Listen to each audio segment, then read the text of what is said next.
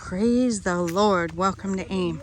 Guys, we are back with another video. Nana and I just flew the drone a little bit, but the rain, the wind, it was very windy. My husband is talking with the workers over here, and it seems like it's about to rain. Nana and I are going down this. And this path here, this is where the bobo yard goes to carry the water up there for the spray. Nana is running. It's feeling quite cool right now, guys. Quite cool. So this is where they were doing the firewood. The problem is, guys, is that it's hard to get people to do what they say they're gonna do. So we couldn't get anybody to finish it here.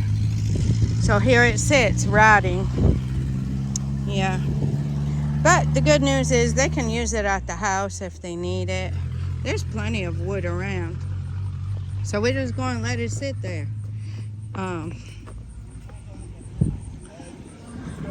Yep. So Nana and I are coming down here to see if we can get you guys some more video footage, because when we were flying the drone, the wind was picking up, and also we feel some drops of rain coming. So we have decided to come down here and get you guys some footage. Yeah, like to fly the drone some more, but I don't know, it kind of caught me. It doesn't look like it's going to clear up either. And it's windy. If it wasn't for the wind, you know, it can take a few raindrops. Maybe it'll pass back that way. It came from over here, so maybe it'll just pass over there and then we'll be able to get it back out. Somebody just walking through to their place. This is part of the 50-acre farm as well. So on this side we have the plantain, we have the coconut, as you can see. Contumery, that's what we needed, Nana, a big leaf like that. We needed this big contumery leaf. We ate some cocoa from the cocoa pod, and we were spitting the seeds out, and my husband said, we don't spit those out. I was like, oh, okay. But I think, I don't know where we're going to put them, but I think we're going to save them and take them to the house. So this is what it's looking like over here. This part of the 50-acre farm has planted on it corn and coconut. Oh, look, plantain. They have plantain here, or is that corn? We'll see when it passes. So it's plantain. Somebody has harvested their plantain. What a blessing. So here we have plantain, we have cocoa, and we have coconut, and then of course there's contumery around, and which is cocoa yam. But yeah, so they planted cocoa here. So what a blessing. We tried sugar cane down there. It did not work out, and that is the same sugar cane that Nana has in his garden at the house, and that sugar cane is doing amazing. But I just want to show you guys the corn. Look at the corn here, guys. It's looking amazing. I really hope this wind dies down so I can get a full view of the 50-acre farm at its current state. We're at mid-November 2025 as of now. These videos will get posted fairly quick because I want to make sure I try to keep the date current, right? So these videos will go up during November 2025. So when we look back on it, we have a record and we can kind of see how things were progressing along. This is what the corn's looking like. Very, very nice. Very nice. Plantain's growing up. The coconut is growing up. There's one down there that already has a flower shoot on it. There's cassava planted along the roadside here. So that is helpful. That's a good place actually for the cassava, is on the roadside.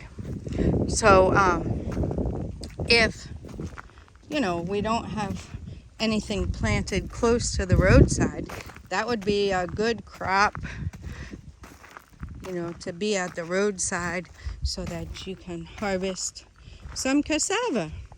Look at this cocoa, Nana. Look at that cocoa. Right there. Yeah. Big.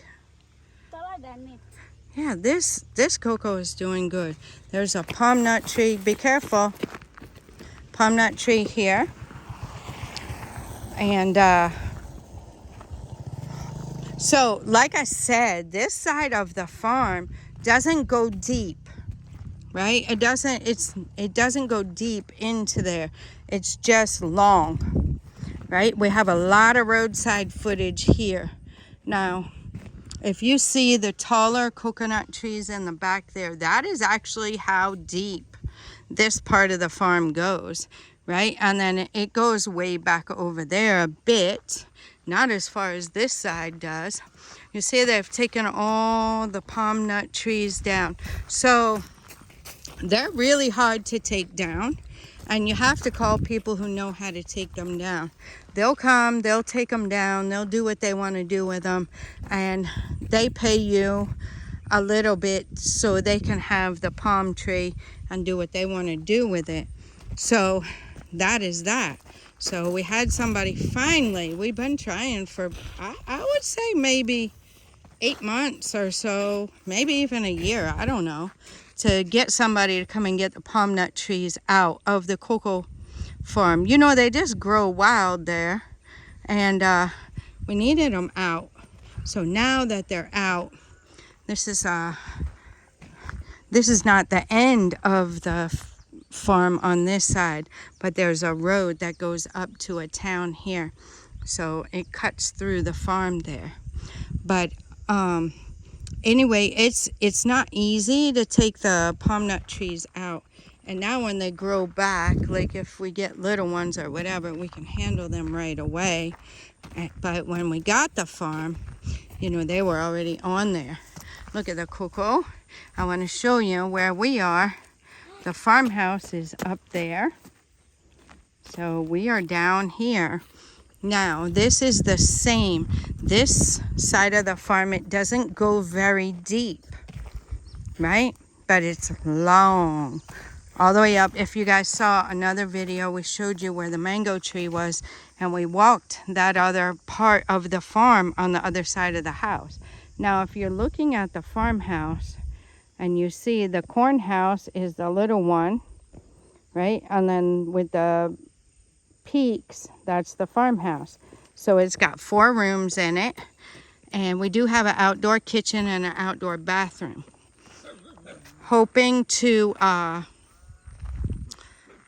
Definitely hoping to expand on those, both of those, in the future. The farmhouse has electric, so that is a plus. And we have lights and everything around. And yeah, so that is a blessing. So this is what it's looking like here, guys. Now, some of the coconut, when you see they have like it looks like they've been trimmed to be pointed, that is actually where the beetles were attacking the coconut trees in the beginning. Oh Lord, we struggled with those beetles, guys. We really struggled with the beetles, and we thought we were going to lose the whole coconut farm, but God's so good. We were able to find a solution. Nana, stay over there. We were able to find a solution, and then after that, you know, once they get to a certain age, we don't have to really worry about it anymore. But that is what the challenges are of farming, right? You have specific things that attack specific crops, like the corn. The corn has to be taken care of. You have to watch, right? You have to watch the corn and everything. Nana. So that is what we got going on, guys. I'm just watching him back and forth on that road. Stay over here with me because they come fast around that corner. This is the corner, guys. So Nana was crossing the road and, you know, they came speeding and beeping. So I just want to make sure. Yeah, because they come fast through here. But anyway, there's a cassava right there. So anyway, you know, each crop has its specific challenges, right? So you have to be on top of that. And that's why it's good to get to know people who are doing the same crops as you, right? And be willing to take a mentor, right? Be willing to take a mentor. Be willing to, you know, let somebody help you with their knowledge, right? And be willing to pay them, guys. Be willing to pay for it, right? Knowledge isn't free. The people who have worked the same crops, right? Or who can give you information, they paid for that information in losses, in, you know, trying to figure out what was going wrong or how to tackle a certain challenge. So, I mean, it's worth it. They have put in the sweat equity, right? They put in the resources and they're helping you go further faster. So be willing to, you know, compensate them for their help. So that's what I want to say. You see how that is like a triangle leaf there? That is because the beetle was eating the inside of the coconut tree. So we're blessed that we got that under control, and that's past us now. So we're thankful for that. Very, very thankful for that. This section of the cocoa farm looks really, really nice, guys. When you looked up in there, we are going to make our way back to the truck. Yeah, I don't know, guys. It's looking dark. It's still a bit windy. I don't mind a few drops here and there, but the wind is hard to fly the drone in the wind.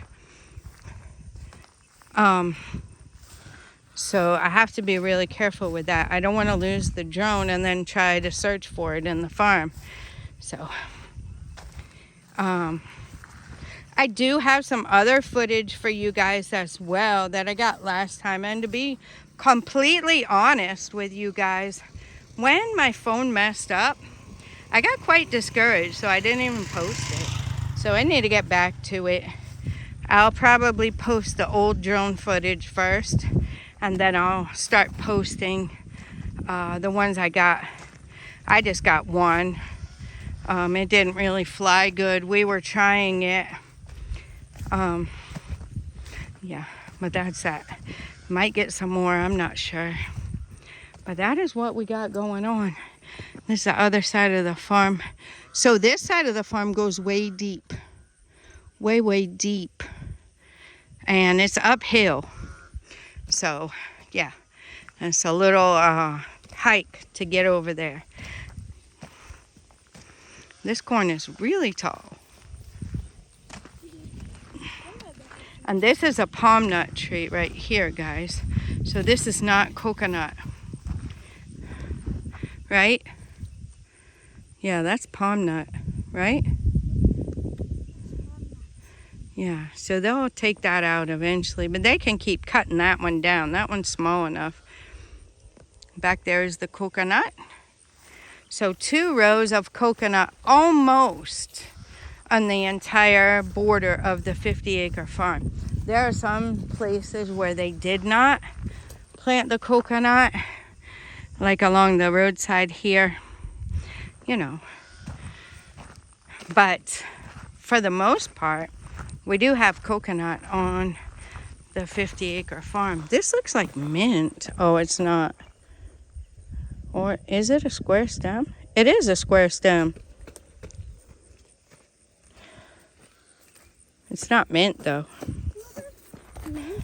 It looked like mint to me. I don't know. I don't know the plants here. I have no idea.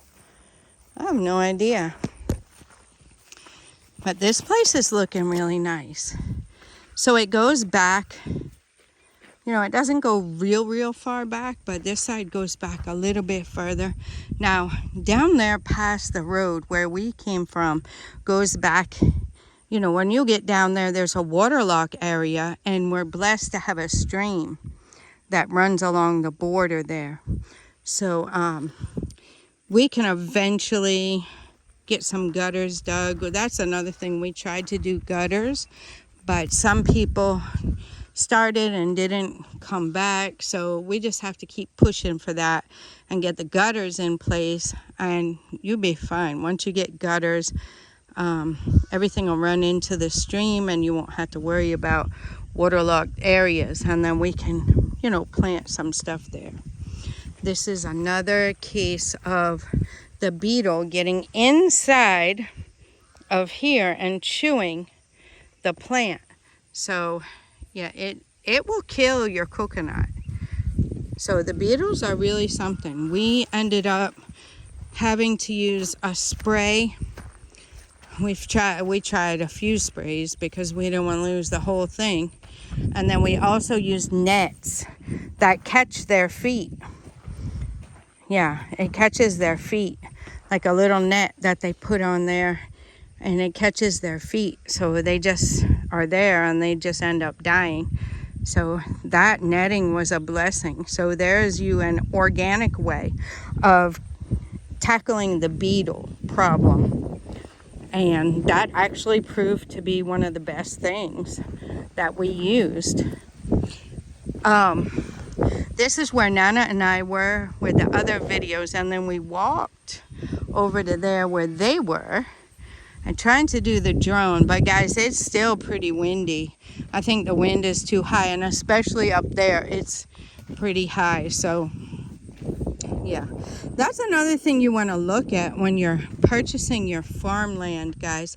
How far is it from electricity? Because you might decide that you need electricity one day. You might decide you want it, right?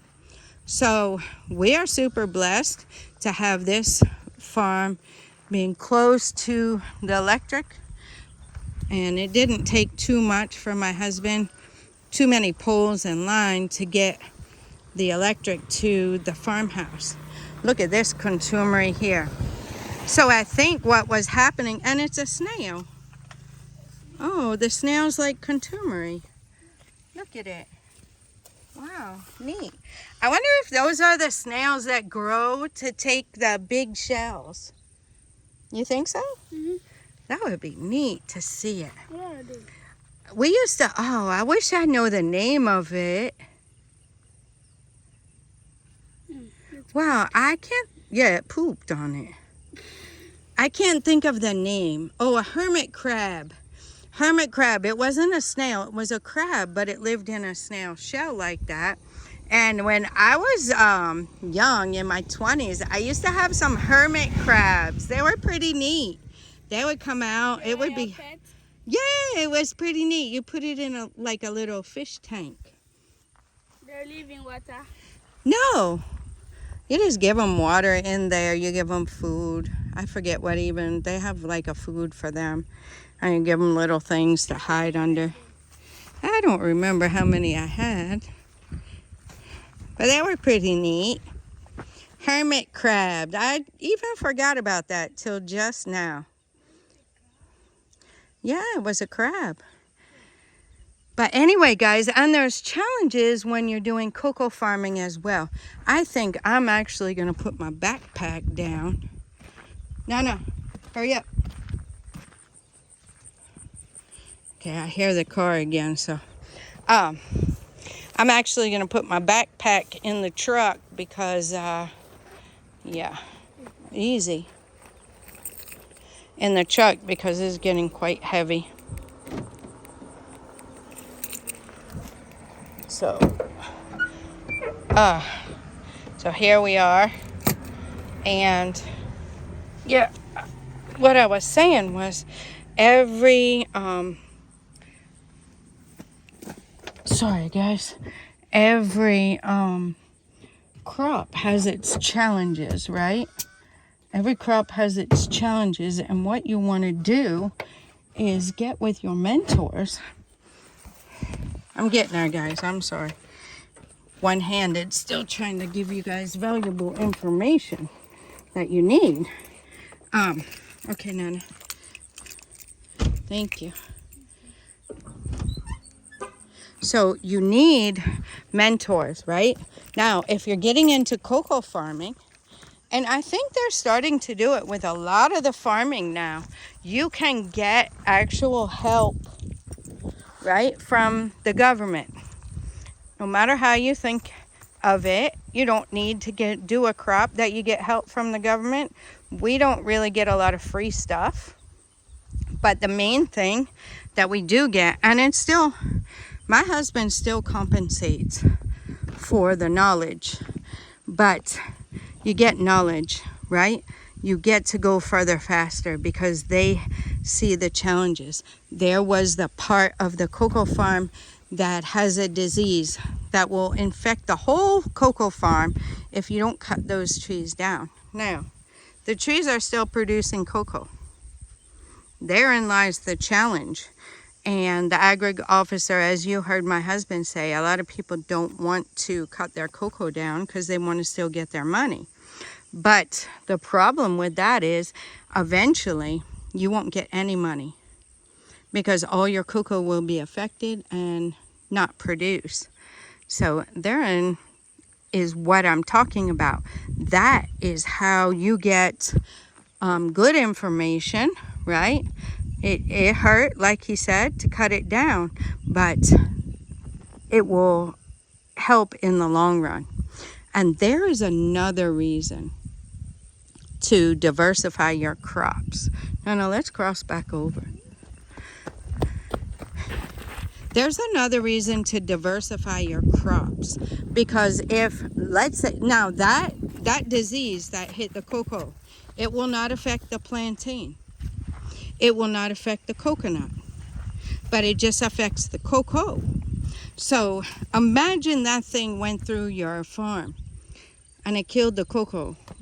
You still have coconut, you still have plantain, you still have other things on your farm, right? Corn, you can replant and all that kind of stuff. So it is good. Or if something was to affect the coconut, right? Then you still have the cocoa, right? Something was to affect the plantain, which mostly it doesn't. Plantain just keeps reproducing. You know, when you diversify, it's better. And I love the intercrop. I love doing different crops, right? I love it. Now you have to do your due diligence and everything else, but as even the agri officer didn't know about planting cocoa in the coconut, right? He didn't know about that. I saw it on the roadside when we were driving. I told my husband about it. When we came back through, he saw it. And then I did my research and saw that, yes, they're doing that in other countries. They're doing that. So, you know, there my husband started inquiring and started figuring out what we could do. And that is how we got to the stage we're at now on this side with coconut plus cocoa, right? And then the plantain, of course, has to be with the cocoa. So there you have 3 crops right there growing in together. Now, until the coconut gets up there and until the cocoa gets up there, we can plant corn in the meantime, as my husband has done here. So the corn will serve to help us at the mini farm, right? We have a lot of animals to feed, so corn will serve us at the mini farm. You can also sell the corn. It's a good crop to sell. People use corn a lot for a lot of different things. So you can never go wrong with corn. Now, corn is the bulk of your poultry feed, right? And corn is the feed that we feed to our yard animals. Besides the cassava, we feed them corn. So it's really, really good crop to have. So my advice to you would be, first of all, purchase your land, right? We did not know what we were going to do on this farmland when we purchased it. We did not even want to purchase 50 acres. We wanted 20. Then they pushed us to agree to 30. And the property that we were going to get, it didn't work out. And then this property came available, but it was 50. And we didn't want to really do 50, but looking back now, we wish we would have done more, right? So first step would be to purchase your farmland. And then from there, you will figure out what you can grow on it, and what you want to do on it, unless you already have that figured out. But you don't have to know what you're going to do on it right away. So there is my tip for you, is purchase your farmland. It's definitely a blessing. There are challenges, as with anything, but when you diversify, everybody eats, right? So something on here, somebody's going to eat something and buy it from you. The cocoa, we already have a buyer, right? It's the government. They buy the cocoa. So they have that set up and everything else. So the price is set. You're not haggling. You know what price you're going to get for your beans when you go and sell them. And that's just how it is. And the coconut, we haven't get there yet. So when we get there, then I think you call people to come. You find those people that buy the coconut, and then they will come and they will harvest it and take it and pay you for it. So that is that. The corn, we've been harvesting and putting in our corn house and letting it dry, and then we actually using all of it. We only sold corn one time, and now we don't sell it. We keep it. Plantain, we'll find the buyers when the time comes. When all the plantain is getting ripe, we'll definitely find the buyers for that. And what would be even more beneficial is if you can process this stuff yourself, right? What if you could make plantain flour? Plantain, you have to do stuff in bulk, right? Yeah, if you could make plantain chips or flour or whatever, will be really, really nice. So those are some of the tips. If you guys are interested in getting farmland, of course, my husband has some really, really nice farmland that he knows about that is legitimate, no litigation on it, no fighting, no problems on it. People have already bought land there, and everything is smooth, everything is legit. So it's a very nice place too. So if you're interested, just drop me a comment. I'll let you know how, or you get his contact info and contact him on WhatsApp. You'll find that on our website. It's in the description box. If you need help, let me know. Yeah, so that is how it is, and I hope you guys enjoyed this video. It's a little bit longer, but I just wanted to chat with you and give you some tips, give you some starter information. A lot of you guys are new that watch my videos. You watch the new ones, so you might not have heard me say it before. So you're hearing me say it now. Get your farmland, guys, and you can do so many other things from it as well. So I think that's going to be all for now. I'm going to let you go at that. Till next time, God bless you.